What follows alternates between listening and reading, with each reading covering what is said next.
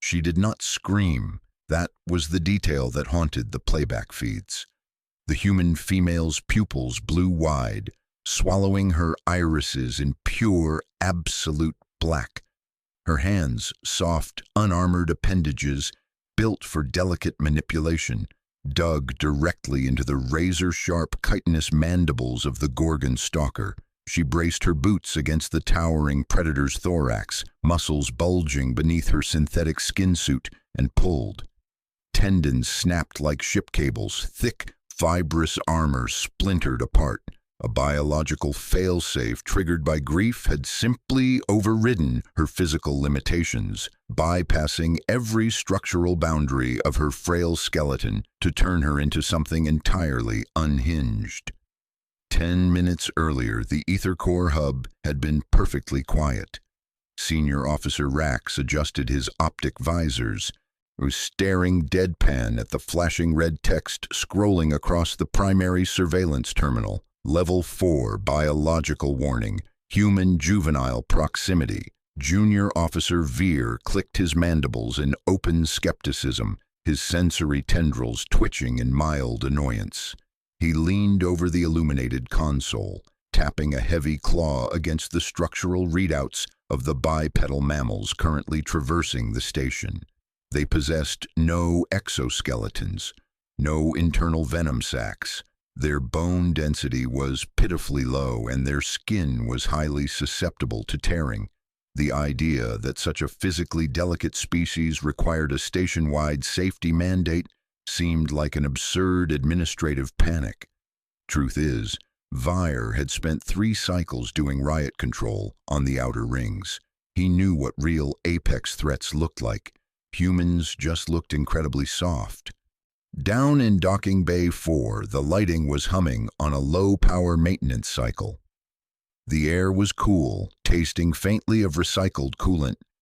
A human female sat on a solitary transit bench, gently bouncing a small, fabric-wrapped bundle against her chest. The infant made soft, rhythmic noises, entirely unaware of the vastness around it. It was an isolated sector, a complete blind spot in the standard foot traffic. That was precisely why the Gorgon stalkers chose it. 3 of them dropped from the heavy ventilation grating above. They moved with a terrifying liquid grace native to deep space hunters, their segmented legs absorbing the heavy impact without a sound. The human looked up. Her respiratory rate hitched violently. She clutched the small bundle tighter against her collarbone, backing toward the bulkhead. But the perimeter was already closed. The lead stalker lunged. It didn't even aim for the adult. It swept a heavy, bladed forelimb inward, expertly hooking the fabric bundle out of her desperate grasp. The infant shrieked in sudden terror as the predator lifted it high, dropping the tiny, thrashing morsel directly into its secondary, acidic feeding maw to initiate a live harvest. The mother threw herself forward, but the stalker casually backhanded her across the deck. She hit the heavy metal plating with a sickening, heavy thud, sliding limply to the floor. Up in the hub, Veer watched the monitors, shaking his head.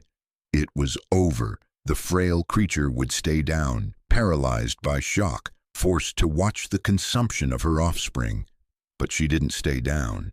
Rax leaned closer to the screen, his ocular implants suddenly struggling to process the spike in the woman's telemetry. The bioscanners surged so violently, the system registered a critical hardware malfunction. The chemical fire in the blood ignited. A massive, concentrated flood of endocrine hormones washed through her system in a fraction of a second. It completely shut down her pain receptors and engorged her muscle tissue with an impossible kinetic charge. Her deceptive physical fragility vanished as she planted her boots on the deck.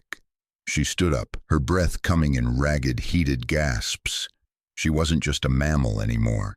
Right then, she was the most dangerous animal in the anchorage. She did not hesitate.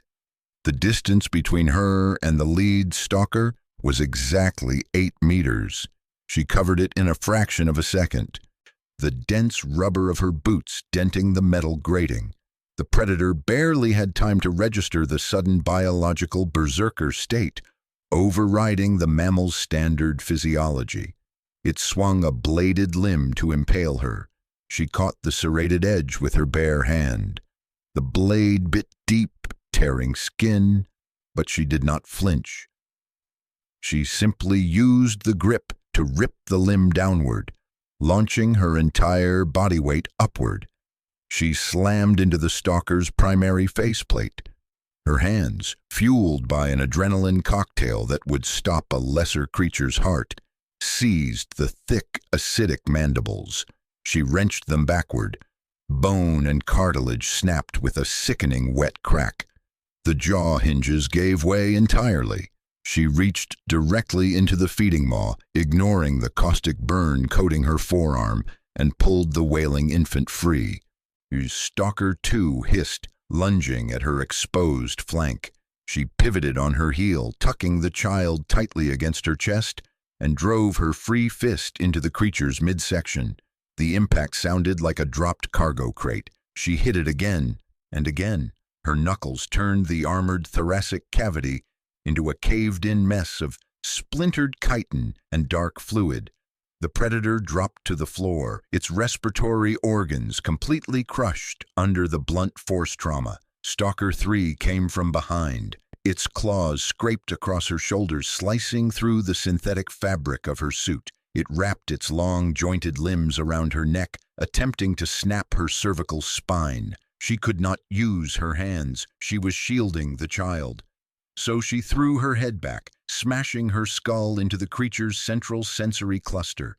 The predator recoiled, exposing its vulnerable throat.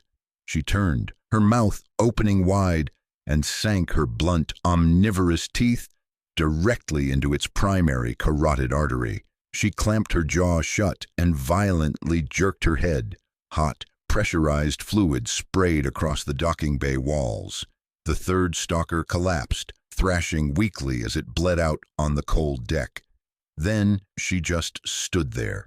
She rocked the crying infant, shushing it with soft, trembling whispers, completely ignoring the carnage at her feet.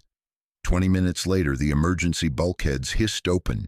Medical droids hovered into the bay, scanning the woman with blue diagnostic lasers. The results transmitted straight to the security hub overhead. Rax and Vire stared at the data feed in absolute paralyzed shock. She had 0 internal damage. Her heart rate was already returning to a steady, arresting rhythm. Aside from the superficial laceration on her palm and a single minor bruise blooming across her knuckles, she was completely unharmed. Down on the floor, heavily armored security teams were utilizing industrial scrubbers to scrape the biological remains of the 3 apex predators into sealed hazard bins. Vire swallowed hard, his sensory tendrils pressed completely flat against his skull. He reached a trembling claw towards the command console. He pulled up the station-wide safety mandate, the one he had mocked less than an hour ago. He didn't say a word. He just hit the final approval key. The screen flashed green. The observers finalized the Do Not Approach directive across all sectors. Humans were permanently reclassified in the Universal Registry. Latent Class 5 Deathworlders,